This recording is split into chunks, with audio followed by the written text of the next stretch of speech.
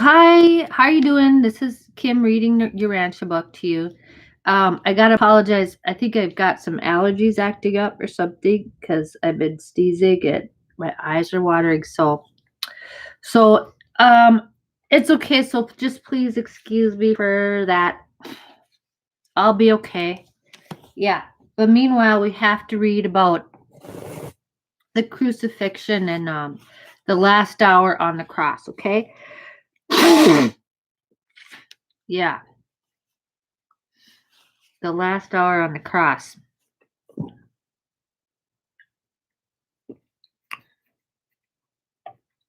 Okay. Here I've got bubbly water. So if y'all want to send me some ad dollars bubbly, I'm not currently getting paid from bubbly, but I would like to because I drink this frequently when I'm making my show. So just if you know anybody who works at bubbly, maybe tell them to tune in and see, I like this stuff. This one is mango stuff. So I'm trying to be an advertiser, like actually, I don't really care if you drink bubbly or not, really. But anyway, I'm going to read to you, though. Okay. Yep. Anyway, the last hour on the cross. Although it was early in the season for such a phenomenon, shortly after 12 o'clock, the sky darkened by reason of the fine sand in the air.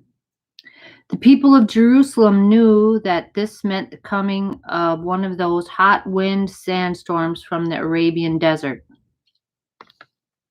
Before 1 o'clock, the sky was so dark the sun was hid, and the remainder of the crowd hastened back to the city. Okay, so this is a sandstorm. Okay, and this, as far as I know, this is still on Friday. Still Friday. Right. So he was on the cross from Friday morning about 8 o'clock till what now it's about 1 o'clock, 12 o'clock, shortly after 12 o'clock. Before 1 o'clock, the sky was so dark, the sun was hid, and the remainder of the crowd hastened back to the city. When the master gave up his life shortly after this hour, less than 30 people were present. Only the 13 Roman soldiers and a group of about 15 believers. These believers were all women except two, Jude, Jesus' brother, and John Zebedee, who returned to the scene just before the master expired. Remember, he asked them to, take Mary away from this. I don't want her to see me all like that, but they went to get her, so she should know, but you know.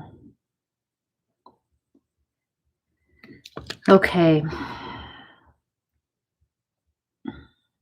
Yeah. Shortly after 1 o'clock, amidst the increasing darkness of the fierce sandstorm, Jesus began to flail in human consciousness. His last words of mercy, forgiveness, and admonition had been spoken. His last wish concerning the care of his mother had been expressed. During this hour of approaching death, the human mind of Jesus resorted to the repetition of many passages in the Hebrew scriptures, particularly the Psalms. The last conscious thought of the human Jesus was concerned with the repetition in his mind of a portion of the book of Psalms, now known as the 20th, 21st, and 22nd Psalms.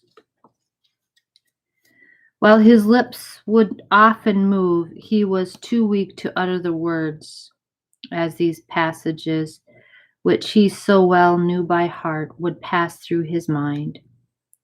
Only a few times did those standing by catch some utterance, such as, "I know the Lord will save his anointed." Your hand shall find out all my enemies. And my God, why have you forsaken me? Okay, so this wasn't a direct plea or a accusation toward God the Father. This was a recitation of the Psalms, the 20th, 21st, and 22nd Psalms. Jesus did not for one moment entertain the slightest doubt that he had lived in accordance with the Father's will, and he never doubted that he was now laying down his life in the flesh in accordance with his Father's will. He did not feel that the Father had forsaken him. There you go. He did not feel the Father had forsaken him. He was merely reciting in his vanishing consciousness many scriptures, among them this 22nd Psalm, which begins with, my God, why have you forsaken me? And this happened to be one of the three passages which were spoken with sufficient clearness to be heard by those standing by. So,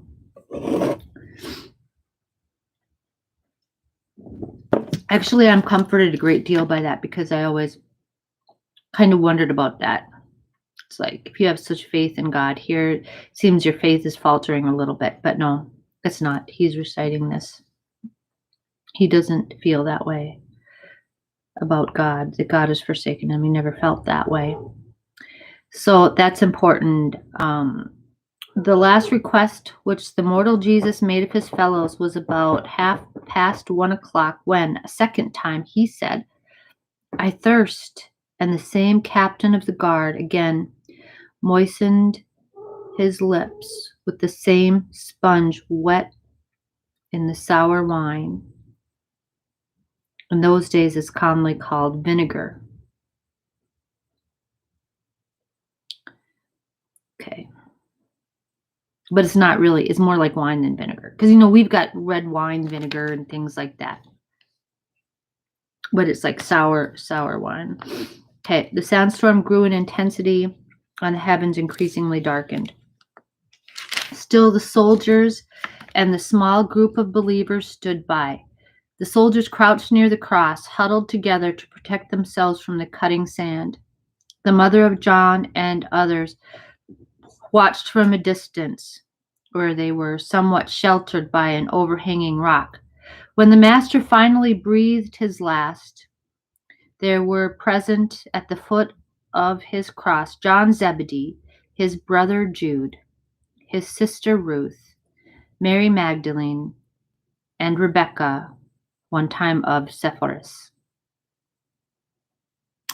It was just before 3:00 when Jesus, with a loud voice, cried out, It is finished.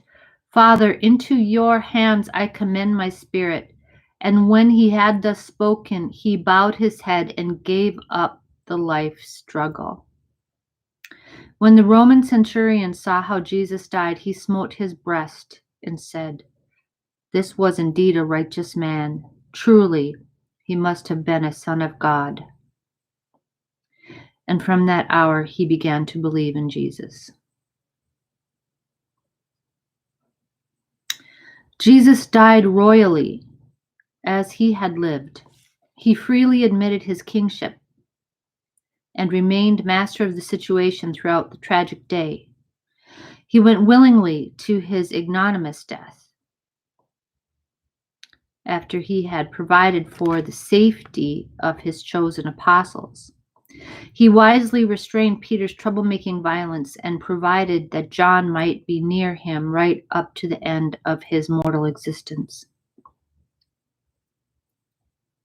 He revealed his true nature to the murderous Sanhedrin and reminded Pilate of the source of his sovereign authority as a Son of God.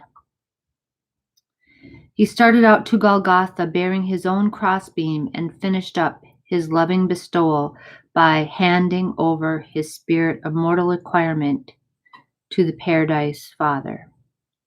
After such a life, at such a death, the Master could truly say, "It is finished." Because this was the preparation day for both the Passover and the Sabbath, the Jews did not want these bodies to be exposed on Golgotha. Therefore, they went before Pilate asking that the legs of these 3 men be broken, that they be dispatched. Why do you have to break their legs? So that, so if they break their legs, then they're not able to stand up, and then they'll suffocate sooner. Okay. That they be dispatched so that they could be taken down from their crosses and cast into the criminal burial pits before sundown. When Pilate heard this request, he forthwith sent 3 soldiers to break the legs and dispatch Jesus and the 2 brigands, because then they're going to die right away. Because the only reason they don't suffocate is because they're stiffening their knees so they can breathe. Otherwise, they can't breathe. Ugh. When these soldiers arrived at Golgotha, they did accordingly to the 2 thieves, but they found Jesus already dead, much to their surprise. However, in order to make sure of his death, one of the soldiers pierced his left side with his spear.